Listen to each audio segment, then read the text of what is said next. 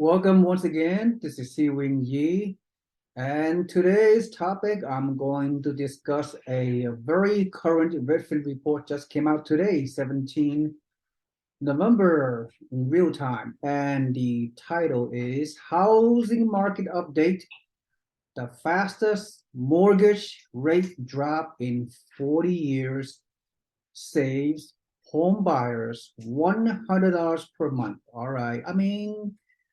Hey, every little bit counts. All right. So this will be a real short video. So there's I call it light at the end of the tunnel, perhaps. We'll see. Hopefully the trends will continue in a positive manner. That's all we can hope for.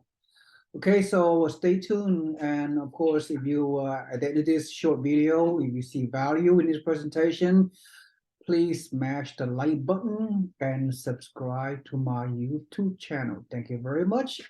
And without further ado, let's go over the highlight of this particular article. It says mortgage rates dropped from over 7% to 6.6% this week on better than expected inflation news, bringing some hope to prospective buyers. So what my takeaway from this real quick thing is, if, as you know, right, the Federal Reserve, they trying to they try to just reduce the inflation rate. If the inflation rate gets lower, then the Federal Reserve will lower the interest rate. So the trending of the inflation rate equals the rate increases or decreasing. So this is a very, very important metric.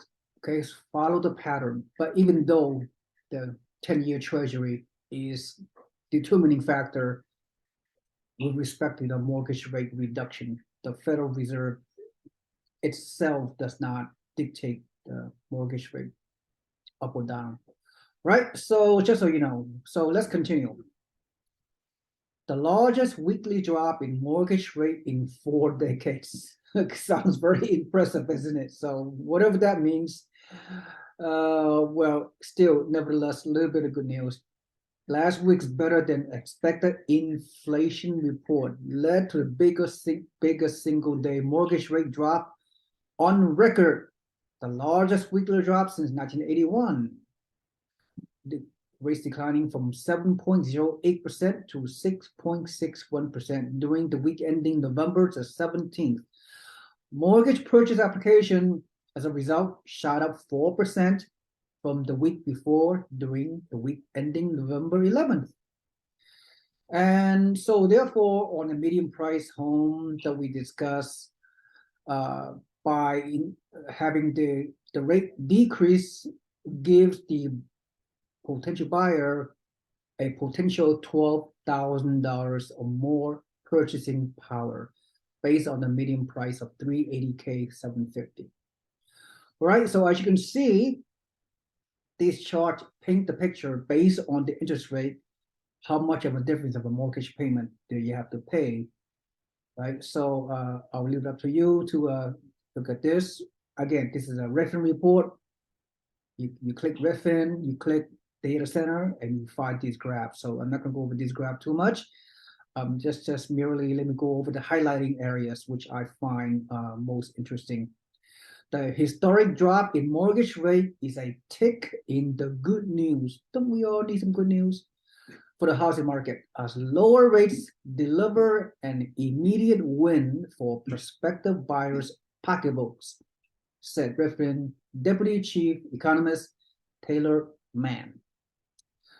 And so people need to be cautiously optimistic that the worst of inflation and high rates are behind us and monthly payments could come down some more. Well, we have to wait and see. Nobody have a crystal ball. First quarter and second quarter 2023 will be very interesting. So the next few months is could be very exciting or could be depressing. We just don't know. So let's look at the leading indicators of home buying activity. Here's the highlight. Once again, the 30-year mortgage rate has decreased to 6.6%, and it's a 40-year biggest weekly drop. Mortgage purchase application during the week ending November 11 increased 4%, and fewer people search for homes for sale on Google than last year, 2021. And as of November 12th, year over year is down about 35% from a year ago for homes for sale searches. The seasonally adjusted Redfin home buyer demand index is a measure of requests for home tours and other home buying services from Redfin agents, was flat from the week before during the week ending November 13th, but down 37% year over year during the 4 weeks ending November the 13th.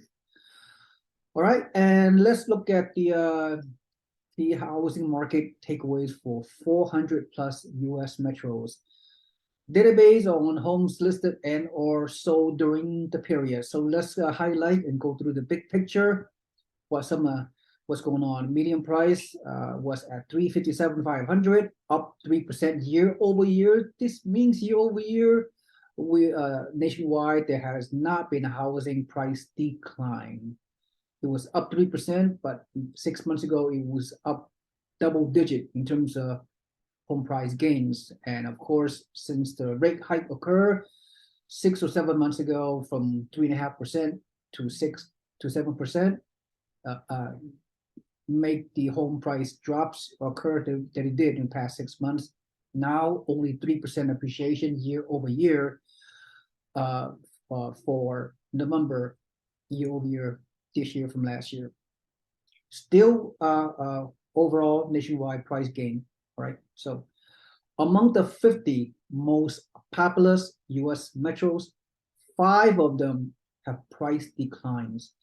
The largest price decline are in San Francisco, which is 10%. That's where I live for the past 32 years.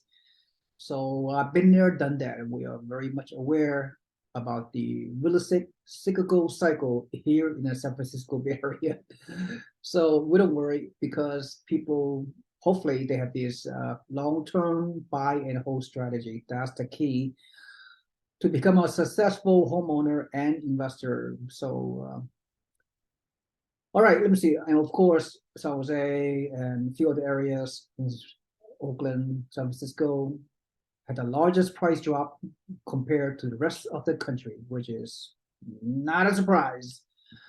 Also, among the 50 populous US metros, pending sales fell the most from a year earlier in all the trophy markets, the pandemic boom markets such as Las Vegas, Jacksonville, Phoenix, Austin, and Sacramento. So, that's what happened when they were skyrocketing of housing prices in these trophy pandemic markets. Now they're going through some very drastic reduction of sales. So less inventory, less people buying. So very, very low inventory for the future. So that's a very interesting concept. Low inventory, moderate demand right now. What if the demand gets higher in next few quarter next year? 2023 and a lower interest rate. So with a very, very low inventory nationwide, pretty much historic low. And then if the rates come down more, we may have a housing frenzy. And I produced a video recently on that. So please watch that video on potential real estate frenzy coming up. If my crystal ball or comes into fruition, which is if the interest rate comes down to 5.5% mortgage rate, that is, we're gonna see some housing frenzy, quote end quote. I'm not gonna say post-pandemic real estate boom 2.0, but bear in mind, right now we still have very, very low supply inventory, which I'll go over that momentarily from this article, as a matter of fact. All right, so new listings, everything's down, right? So that is an important trend, which I will give you my opinion toward the end of this video. New listings of homes for sale were down 19% from a year earlier. And month of supply is a measure of balance between supply and demand. Economics 101, here it is. The supply of inventory nationwide is at 3.6 months. What does that mean? It means the balanced market between supply and demand is 5 to 6 months. We are still at 3.6 months. What does that mean? That means it's still a very much a seller's market. Okay, everybody agree with me? If you don't, please make some comments at the bottom of this video. I would love to, I wouldn't say confront, I would like to debate you on at 3.6%, and with everything trending down with active listings and pending sales or continue to come down, we could see the supply of inventory in next few months and the first quarter, second quarter next year. If the interest rate stays at 6 to 7%, we might see the supply of inventory could very well be less than 3.6 months. Okay, so 33% of homes that went under contract had an accepted offer within the first 2 weeks. So that means 67% of the homes did not get accepted within the first 2 weeks. And then the little has changed from the prior 4 week supply, but down 40% from a year 2-year basis. All right, so let's conclude with the math here. Median sales price still up 2.8% year over year from 2021 to 2022. So still nationally, we are still at a appreciation mode. As you can see, but earlier this year, back in June, we were at the peak of the median price gain year over year. But ever since the interest rate has skyrocketed from 3.5% to 6%, we have seen median price of homes has drastically came down ever since back in June, to a point where instead of a double-digit appreciation around June, we are seeing only a measly 2.8% appreciation year over year for November the 13th. All right, so important trend you need to know. But meanwhile, over the past couple of years, we have seen skyrocketing of appreciation in a historical epic proportion. Okay, median ask price is plus 5.8% year over year, as you can see. And then home buyer mortgage payment, this is mind-boggling. This is insane. 42.6% year over year increase in mortgage payments because of the skyrocketing of the rate. So consequently, many people are sitting on the sidelines or paralyzed because they just can't do it. Their mortgage payment have increased almost 50%, and that's why we're seeing 40-year home affordability low nationwide, which is absolutely insane. Pending sales minus 35% year over year. So sellers are not selling and buyers are not buying. Most of the homeowners out there, they have locked in their 30-year fixed rate mortgage at 4% or less. Quite a few have locked in at 3% mortgage rate. So homeowners have very little, if any, incentive to sell their current home, to move up on a pricier home at 6.5 to 7% from 3.5%. Nah, it ain't gonna happen. They'll staying put, homeowners that is, because they have so much substantial equity of their homes. Another reason why we will not see a real estate crash because so many homeowners have achieved so much equity in their homes over the past few years and prior. New listings of homes minus 19% year over year. See the trend, drastic downward trend. I know we're talking seasonality as well. This time of the year, every year, very few transactions, but there's more to it than that. Like I said, the market is not moving at all, and very, very few homes coming to the market. That's how it is. Active listings down 11% year over year, and 3.6% of supply, as I said earlier, is still very much an imbalanced market, and the sellers still have the upper hand, although some may disagree with my comment. All right, so 33% of pending sales under contract within 2 weeks. We discussed about that. Home sold at a medium of 35 days, a little bit longer than prior 2021, obviously, and 2020. 35 days home sold on a historical basis is pretty normal. Nothing, 27% of homes sold at above final list price. Well, that also means that 73% of the homes were sold at less than the final asking price. So there's always pros and cons of it. So 7.6% of listings have price drops. Many sellers are still listing their homes at higher price than what the market bears. So they have to reduce their list price to come down to a more realistic level. They are still in denial, the sellers, that is. Okay, I think home buyer demand index is minus 37% year over year. This means the people does not feel positive about home purchasing, giving all this negativity out here. So that's pretty obvious.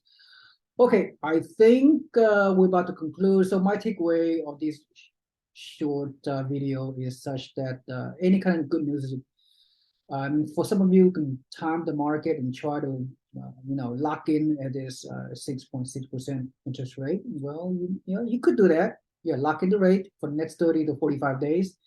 If you're, for those of you who are motivated to buy, as long as you can afford it, right? As long as you have the down payment, yeah, your job situation is very stable, and you have a lot of cash reserves, sufficient cash reserve, and you intend to live at your house 7 to 10 years or more. Those situations, then where is I don't see anything wrong with you buying your house as a primary owner occupied, that is. If you be nice, if you put 20% down payment, that means you have what do you call it? You have a quote skin in the game, unquote, and you can always date the interest rate, but marry the house. I know there's a cheesy terminology. It's been overused lately, but that's a good example.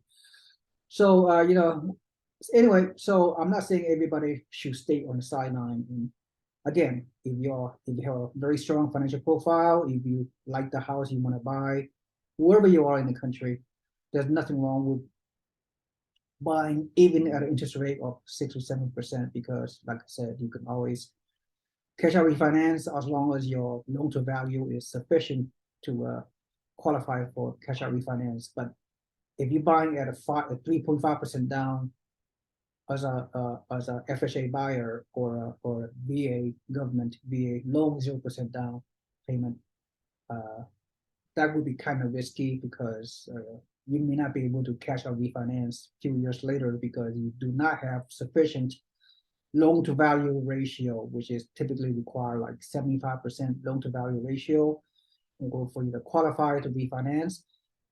Another risk about people that are putting such a low down payment is, what if the next few years, wherever in their market, the homes are decreasing value, so you won't have any sufficient loan to value ratio to qualify to refinance.